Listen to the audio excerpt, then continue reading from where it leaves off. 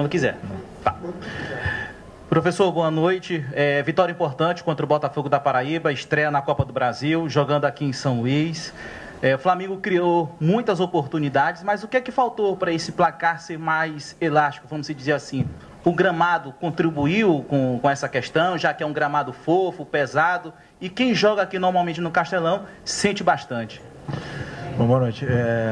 Fizemos um jogo com muito volume, muita posse, criamos muitas chances e faltou fazer o gol. Faltou colocar a bola para a rede.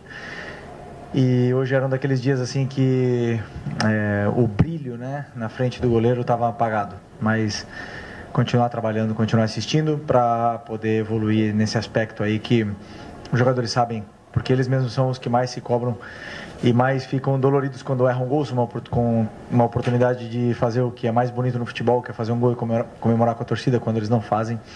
Eu sei que eles ficam sentidos, e hoje todos eles do ataque tiveram chances e no final não, só quem fez foi o menino da base, né? Então vamos continuar evoluindo nesse aspecto. O campo realmente sem palavras, sem condições, mas prefiro olhar para onde eu controlo, que é a minha equipe, e agora pensar para frente.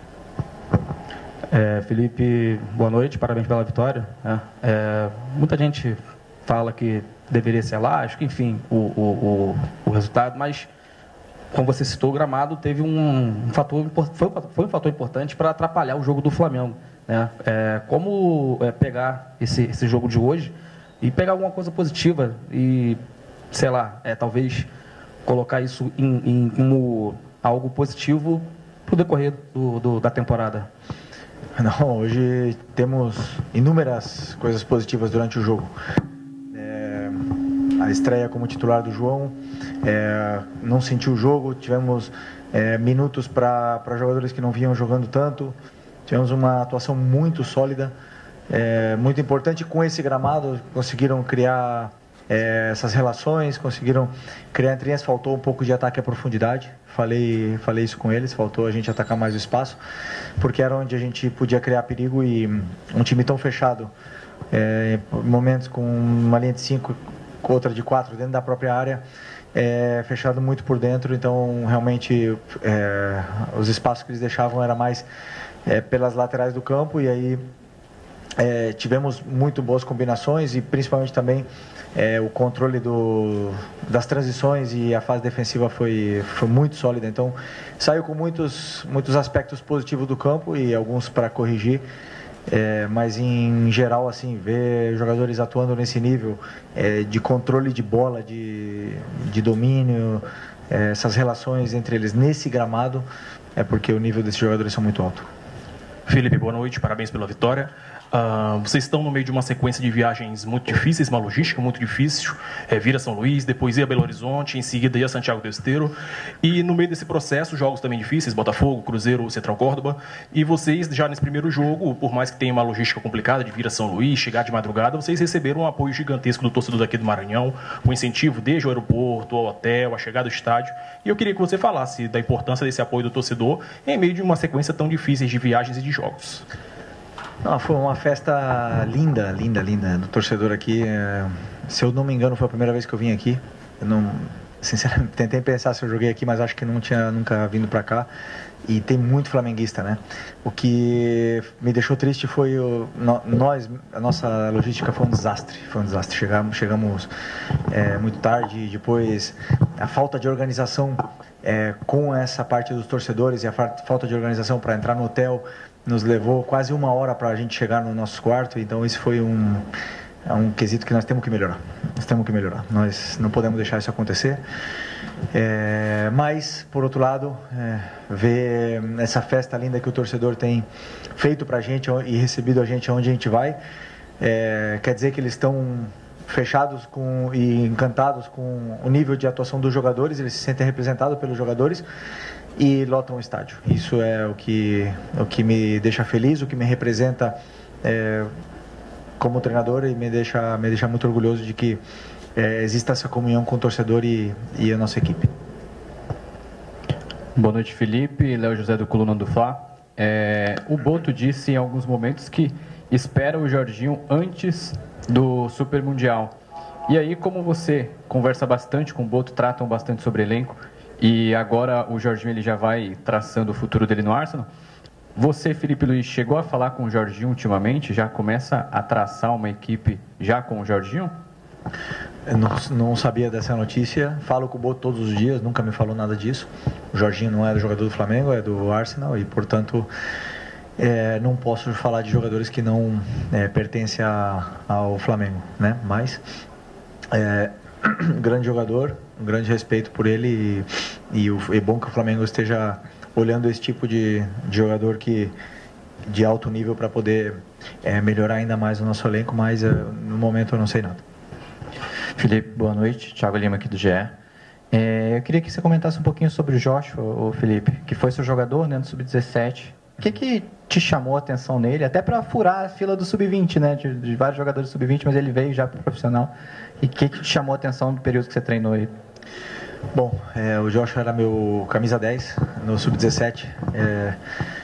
Me emocionei muito, né, como quando ele fez o gol, assim. Eu acho que para um treinador, poucas coisas que você vai fazer vai te deixar tão realizado como colocar um menino de 17 anos que foi o teu jogador na base, e ele quase praticamente, acho que no segundo toque na bola, ele fazia o gol 1-0, que não é o 3 ou 4-0. Isso me deixa extremamente feliz, né? O que eu vivi hoje com ele me deixou muito emocionado, realmente muito emocionado. Um menino muito especial, era, como eu te falei, é o meu camisa 10 no Sub-17. O primeiro título da minha carreira como treinador, ele participou, foi uma peça muito importante na equipe. Eu fazia muitos movimentos específicos para ele, né, para que a equipe girasse em torno dele. Eu sei o talento que ele tem. É um meia que joga na mesma posição do Arrascaeta, tem um talento e tem principalmente muita frieza na área. É um cara que decide muito bem. Tem as decisões, as tomadas de decisões dele sempre são muito assertivas na área, e um jogador que perde pouco a bola, tem uma visão de jogo muito boa. Então, além do carinho que eu tenho por ele, porque é um menino que entra, você vê o brilho, a energia que ele entra, é positivo sempre, os jogadores adoram ele, encaixa muito bem no grupo, e eu sinto como se tivéssemos contratado um jogador nesse momento. Ganhar um menino de 17 anos que entra sem medo desse jeito é muito especial para mim. Fiquei muito feliz hoje, muito emocionado. Felipe, boa noite. Queria que você falasse um pouco do Michael, que é um jogador extremamente voluntarioso, esforçado, mas que não tem conseguido fazer os gols, que a gente sabe que é importante para a afirmação do atacante. Você poderia falar para a gente nesse sentido? O Micha, realmente, assim, ele na frente do gol, no terço final, no último momento ali, ele está pecando um pouco, né? Aí entra um pouco o que eu falei do brilho, né? Que os jogadores de frente, eles passam por essas fases mais goleadoras, menos goleadoras, e eles te dão essa sensação de perigo sempre que chegam ali. Então o Michael está fazendo tudo certo, assim, para a equipe, pressiona, ataca espaço, tem um contra um, se associa bem com os companheiros, faz todos os movimentos, mas o último momento ele está pecando um pouco, né? Então, assim, mas ele é o cara que mais fica no treino depois que acaba o treino, para fazer complemento, para fazer finalização, para fazer esse ajuste que falta, e assim, recuperar um pouco de novo esse brilho, né, que eu falei, porque é um jogador muito importante para mim, para a equipe. É um jogador muito importante, foi titular ano passado comigo na final da Copa do Brasil, foi titular toda a parte final, foi titular da Supercopa, foi titular praticamente todo momento até ter essa lesão. E sempre que um jogador volta de lesão, ele ainda volta um pouco se encontrando, né? Então, assim, eu acredito que a atuação dele, por não ter feito bem esse último terço, e a torcida que acabou pegando um pouco no pé dele, acaba afetando um pouco a parte mental, mas já estou aqui para não desistir de nenhum jogador, como eu falei para vocês. Eu nunca vou desistir de nenhum deles enquanto eles estiverem aqui, para poder recuperar a melhor versão dele e o brilho que ele tem.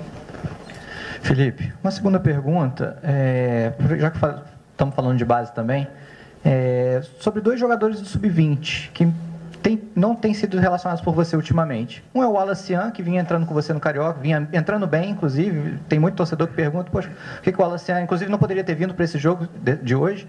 E o outro é o Guilherme, que vinha sendo utilizado muito por você, principalmente ano passado, né, na sua reta final, e que também não voltou esse ano. Bem, o Wallace é um jogador também que eu tenho muito carinho, o Guilherme também, adoro esses meninos, adoro todos eles que trabalharam comigo lá, eu tenho uma relação muito especial com eles. O Wallace, quando eu faço a lista da relação para o jogo, eu penso no jogador que vai jogar, na possível troca. Então eu tenho, hoje com a volta do Pedro, com o Juninho, com o Bruno, com o Plata, eu estou coberto nessa posição, né? Eu não, nesse momento eu vejo eles na frente do Wallace, né?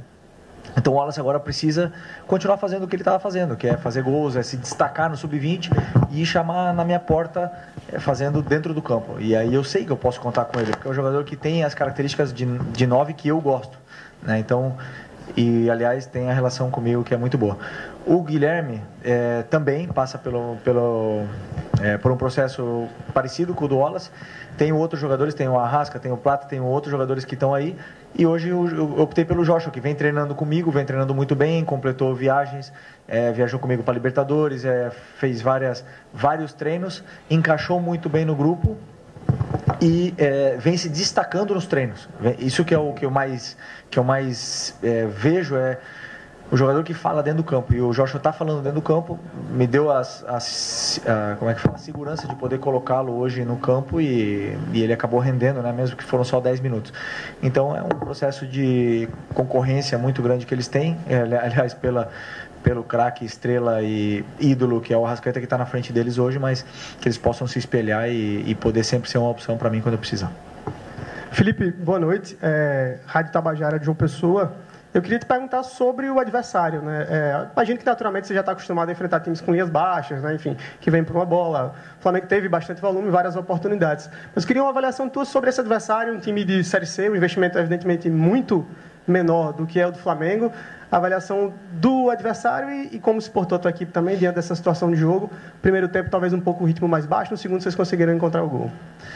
Bom, a análise que eu fiz do Botafogo da Paraíba foi uma análise onde eu imaginei um jogo difícil pelo gramado, pela situação do gramado, de campo, mas assim, reconhecendo claramente a nossa superioridade técnica, né, dos jogadores, assim. Por mais que tenha um time bem qualificado, um time que você vê que estão com as ideias muito claras, bem treinado, principalmente na fase defensiva, me demonstrava que iríamos ter dificuldade de entrar por dentro nessa equipe. Mas, claro que o campo e a circulação de bola sempre fica um pouco mais lenta nesse aspecto, mas não posso deixar de reconhecer que antes, na análise que eu fiz, eu senti que sim, éramos bem superiores ao time deles. Não sei sinceramente o nível da Série C, mas eu acredito que uma equipe tão bem trabalhada na fase defensiva possa sim brigar pelo acesso, porque esse ano jogamos contra algumas equipes do Carioca e muitas delas, ou Volta Redonda, por exemplo, que joga a Série B. Essa equipe aqui tem um nível técnico e tático assim parecido ou superior até a essas equipes. Então, essa é a minha análise sobre o Botafogo. Agora conseguimos o resultado que queríamos e temos a volta e na frente, diante do nosso torcedor, para poder vencer. Obrigado, gente. Obrigado, boa noite. Valeu.